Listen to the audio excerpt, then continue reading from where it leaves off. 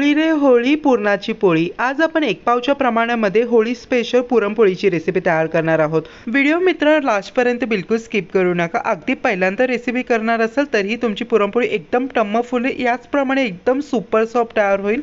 आणि मुख्य म्हणजे तुमच्याबरोबर एकदम झटपट रेसिपी शेअर केली, अगदी 15 मिनिटात तुमच्या पोळ्या तयार होतील। पुरणपोळी बनवण्यासाठी 1 कप इतकी चणा डाळ म्हणजे 250 ग्रॅम इतकी चणा डाळ आपल्याला स्वच्छ धुवून घ्यायची आहे। डाळ मी इथे भिजवून घेतली नाही, कच्चीच घेतलेली आहे, म्हणजे जे जॉबवरतून येतात ते देखील एकदम इझिली पोळी करू शकतात। आता म्हणजे स्वच्छ धुतलेली डाळ कुकरमध्ये ॲड करून डाळीच्या 3 पट पाणी ॲड करायचं, 7 शिट्टी कुकरची घ्यायची आहे।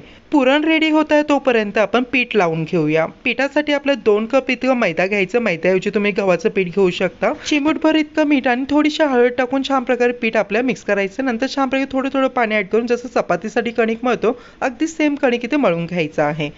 हे बघा, कणिक मी छान प्रकारे इथे मळून घेतलेलं आहे। आता आपल्या कणकेमध्ये 3 मोठे चमच म्हणजे पाव कप इतकं तेल ॲड करायचं। छानपैकी तेलामध्ये आता कणिक आपल्याला छान प्रकारे या पद्धतीने चोळून मळून घ्यायचं आहे। हे बघा, पुरणपोळीचं कणिक बघा अगदी स्ट्रेचेबल झालेलं आहे। या पद्धतीने कणिक बनवून बघा, एकही पोळी फाटणार नाही। आता कणिक आपल्या रेस्टसाठी साईडला ठेवून द्यायचं आहे।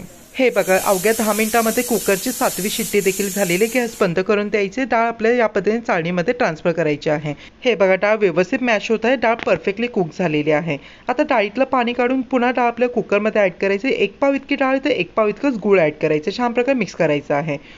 मीडियम टू हाय फ्लेमवरती छान प्रकारे कंटिन्युअसली चालवत आपल्याला हे मिश्रण या पद्धतीने घट्ट करायचं आहे। नंतर या पद्धतीने आपल्या 1 चमच विलायची पावडर किंवा जायफळ पावडर देखील तुम्ही ॲड करू शकता, छान प्रकारे मिक्स आउट करून घ्यायचे आहे।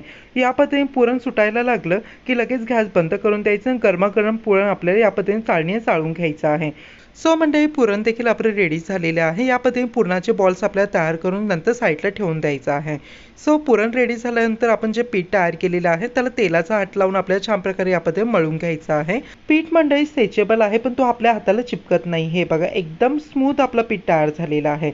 आता छान प्रकारे यामध्ये गोळा काढायचे, त्या गोळ्याचे दुप्पट पुरण घ्यायचं आहे आणि या पद्धतीने आपल्याला छान प्रकारे पिठामध्ये आपलं पुरण स्टफ करायचं आहे। छान प्रकारे एकदम व्यवस्थित हे सील करायचं आहे, अदरवाईज पुरणपोळी आपली लगेच लाटावी फाटली जाईल।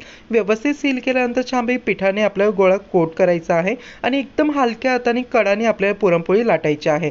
एकदम मध्ये सेंटरला भार द्यायचं नाही, एकदम साईडने व्यवस्थित पोळी आपली लाटायची आहे। एकदम हलक्या हाताने लाटा म्हणजे पुरणपोळी एकदम व्यवस्थित होते। अधूनमधून वाटलं तर थोडंसं सुका पीठ यावरती आपण लाटता वेळी घेऊ शकता। तसंच बरका मंडळी, जर या पद्धतीने तुम्ही पातळ आणि मस्त अशी टम्म फुलेल्या पुरणपोळ्या केल्याने सासूबाई तुमची खुश होणारच आहे। आता पुरणपोळी शेकता वेळी एक टिप्स इथे लक्षात ठेवायची आहे, तवा एकदम गरम पाहिजे, तेव्हाच तुमची पुरणपोळी या पद्धतीने टम्म फुलणार। हे बघा, किती सुंदर पुरणपोळी फुललेली आहे। प्रत्येक पोळी अशी तुमची फुलणार, एकही पोळी तुमची फेल जाणार नाही। छान प्रकारे आलटी पलटी करत तूप लावता पुरणपोळी शेकून घ्यायची आहे आणि शेकल्यानंतर या पद्धतीने आपल्या पोळी ताटामध्ये काढायची आहे। याच पद्धतीने आणखीन एक पोळी तुम्हाला करून दाखवणार आहे।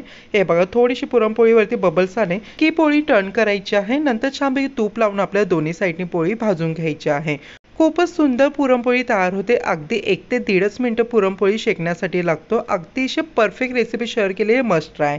सो मंडळी, होळीसाठी पुरणपोळी नक्की ट्राय करून बघा, तुम्हाला प्रचंड आवडतील आणि मुख्य म्हणजे तुमची पुरणपोळी परफेक्ट बनेल। जर पहिल्यांदा करत असाल तरी देखील फर्स्ट टाइममध्ये तुम्हाला पोळी जमेल। सो मंडळी, व्हिडिओ इथपर्यंत बघा तर व्हिडिओ नक्कीच एक लाईक करा, जेणेकरून मला मोटिवेशन मिळेल। आणि आपल्या चॅनलवरती नवीन असाल तर प्लीज चॅनलला सबस्क्राईब करा, बाजूला जे बेल आहे ते प्रेस करायला विसरू नका। नक्की मंडळी, या होळीला होटाने तुटेल इतकी सुपर सॉफ्ट पोळी ट्राय करा आणि तुमचे आलेले अनुभव माझ्याबरोबर शेअर करायला विसरू नका। चला मंडळी, पुन्हा भेटूया। हर हर महादेव।